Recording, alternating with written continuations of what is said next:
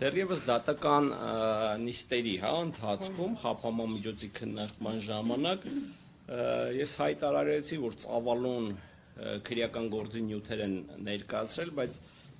որևիցե մի փաստական տվյալ չկա, որ այդ գործը կապ ու առնչություն ունի Սամվել Կարապետյանի հետ։ Այդ գործի մեջ տարատեսակ ընկերությունների անուններ կարող եք տեսնել, տարատեսակ անձանց անուններ կարող եք տեսնել, բայց փաստական հիմք ու հիմնավորվածություն, որ խոսել այդ գործը կապ ու առնչություն ունի Սամվել Կարապետյանի հետ, դա զրոյական է։ Իրականում գործ ունենք բացարձակապես քաղաքական հետապնդման հետ եւ միացեն շատ ակներև հանգամանք ես կցանկանամ, որ մեր հանրությունը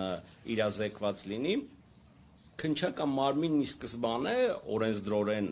նախատեսված մենակ մեղադրող մարմին չէ, քննչական մարմինը նաև անձի անմեղությունը հիմնավորող ապացույցներ ձեռք բերող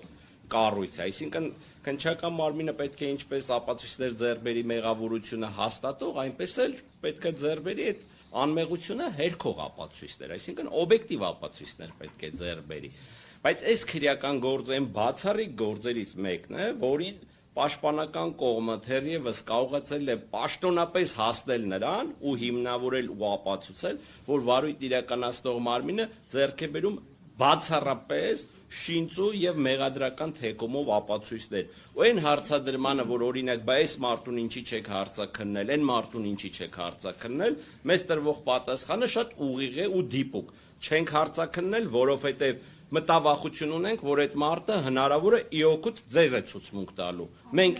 Մենք ինչի անունները կտամ հենց հիմա այդ հայտարարությունն արել է հենց քննչական խմբի ղեկավար Սպարտակ Պողոսյանը, որը ես իմ խորին համոզմամբ դա դուրս է վերջինիս լիազորությունների սահմաններից եւ նա նման կերպ քրեական գործ վարելու իրավասություն պարզապես չունի։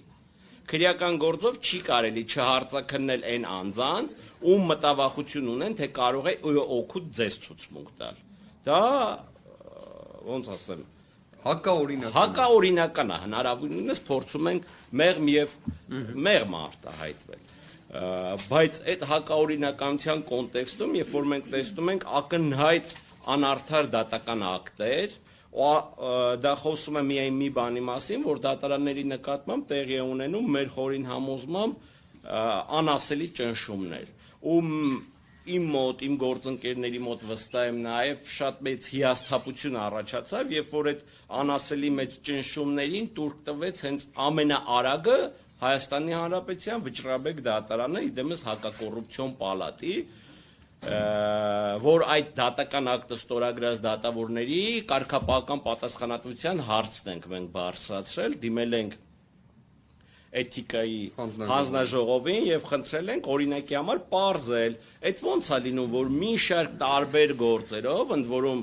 իմ գործընկերը ուսումնասիրություններ արել եւ կոնկրետ գործեր ենք մատնանշել, մի շարք տարբեր գործերով վերջիններս ամիսներ է տևում, շատ դեպքերում նաև տարի է տևում, որ որոշում են կայացնում, իսկ Սամվել Կարապետյանի գործով ընդամենը 10 քանի օրվա մեջ իրանք շատ մեծ արագությամբ որոշում կայացրեցին, որ իբրև թե առկա է հիմնավոր կասկած։ Այն դեպքում, երբ որ մենք այդ հիմնավոր կասկածի հերկմանը շատ մեծ դժվարությամբ հասել էինք մոտ 3 կամ 4 դատական այցյաններում, այսինքն 3-4 դատական այցյաններով մենք հերկել էինք, որ այդ հոդվածներով բացակայում է հիմնավոր կասկածը, բայց անասելի արագությամբ ու պրակտիկայում երբևէ չհանդիպած դեպքով Վճռաբեկ դատարանը իմ խորին համոզմամբ խորը ճնշումների տակ, իսկ ճնշում են սովորաբար նրանց, ովքեր ճնշվող են, էլի, չճնշվող մարդուն երբեք չեն կարող ճնշեն, ու իմ հիասթափությունը հենց կայանում է նրանով, որ Վճռաբեկ դատարանում իրոք այնպիսիներն էին, որոնց ամենահեշտը ճնշեցին։ Եվ ունեցան շատ մեծ արագությամբ դատական ակտեր, որ իրոք խայտառակ ապօրինությունների հետ գործ ունեն։ Օրինակ մեր հանրությունը այս ամեն ինչը լսելիս կարող է ասել, դե հա ինչ անենք, մեկը այդ իմ հետ չի կատարվում։ Իդեպ այդպես մի հատ շատ հետաքրքիր ներկայացում Վարդան Պետրոսյանն ունի, բոլորին խորհուրդ կտամ այս կոնտեքստում այդ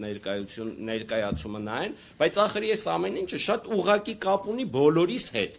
Այդ թվում ստեղ նստած անձանց հետ։ Հիմա պարզաբան եմ ինչի։ Եթե օրինակ միջազգային մասշտաբի մի հատ ինչ-որ խոշոր ներդրում իրականացնող անձ իր գլխի մեջ փորձում է մտածի, պլանավորի, Հայաստանում մեծ ներդրումներ իրականացնի, նմանատիպ դրսևորումներ տեսնելով, նման ապօրինություններ տեսնելով, հեծի նկատմամբ նման ոչ իրավաչափ գործողություններ տեսնելու արդյունքում հնարավոր չի պատկերացնել որևէ խելամիտ ու բանական բիզնեսմեն, ընդ որում այդ բիզնեսմենները միշտ լինում են շատ խելամիտ ու շատ բանական ու շատ հաշվարկած բացառում է գալ են հետևության, որ մեր երկրում կանեն խոշոր ներդրումներ։ Իսկ եթե խոշոր ներդրումներ մեր երկրում չիրականացնեն, դա հենց այ բոլորիս է վերաբերում, դա բոլորիս խնդիրն է։ Եվ մենք պետքա բոլորով պայքարենք մեր երկրում տիրող այ նմանատիպ ապօրինությունների համար, քանի որ դրանք հենց ուղղակիորեն նաև վերաբերում են հենց մեզ։